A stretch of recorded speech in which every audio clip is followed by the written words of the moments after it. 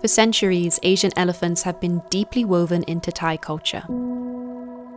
They have been used in logging, construction, warfare, and later in tourism, with elephant management being a deep-rooted skill passed down through generations. That long history has created an incredible depth of knowledge, but it has also led to a great amount of exploitation. And as tourism has expanded, that exploitation has been increasingly normalized through entertainment. Riding, bathing, performances, these are experiences designed around the idea that as tourists, we are somehow entitled to physical contact with a wild animal. In recent decades, our understanding of elephants has changed. We now know they are highly intelligent, deeply social, and profoundly impacted by captivity. And with that knowledge comes responsibility to question how we view them and what we expect from our interactions with them. That change in perception is what sits at the heart of truly ethical elephant tourism. This is ChangChill, a hands-off elephant facility based just outside of Chiang Mai that gives us a glimpse into what the future of elephant tourism could be. So it's about 7 a.m. and we're getting ready to be picked up at around 8 a.m. to go to ChangChill Elephant Sanctuary. We're driving, I think, about an hour into the mountains just outside of Chiang Mai, and we're spending the entire day there. I'm really intrigued by this place because it is a former traditional riding camp that has transitioned into a fully hands-off, observation-only facility. I think it's so cool to be able to visit a Thai-run facility and learn from people who have generational experience with elephants, and also see how our relationship with wildlife can change and develop over time the more we learn about them. So I'm honestly really excited to just see how everything looks here.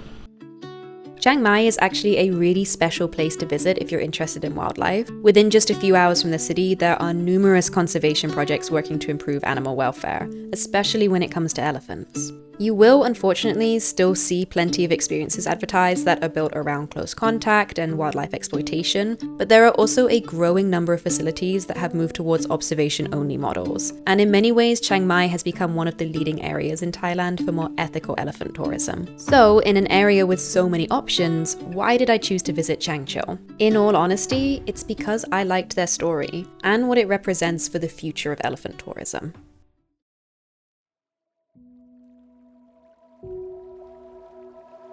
ChangChill didn't start out as what it is today. Like many elephant facilities across Thailand, it was once a riding camp. For a long time, elephant riding was incredibly normalized.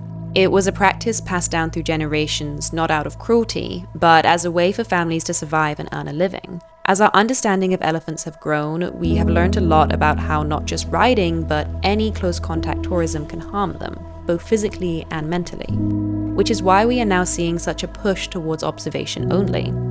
Over time, and with the support of World Animal Protection, ChangChill began to rethink the way they operated.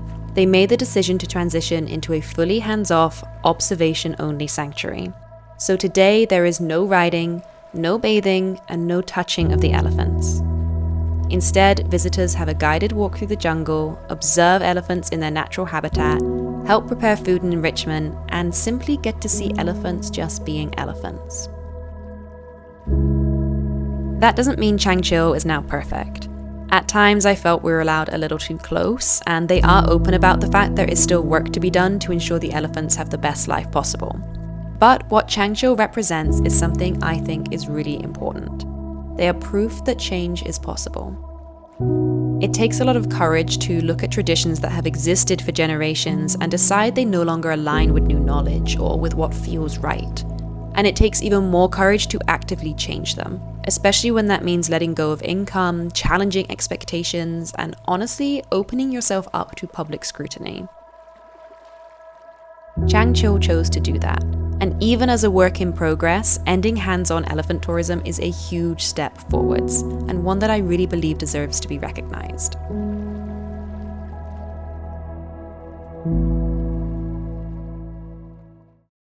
The wildlife tourism industry is changing, and as tourists, we have more influence over that change than we tend to realize.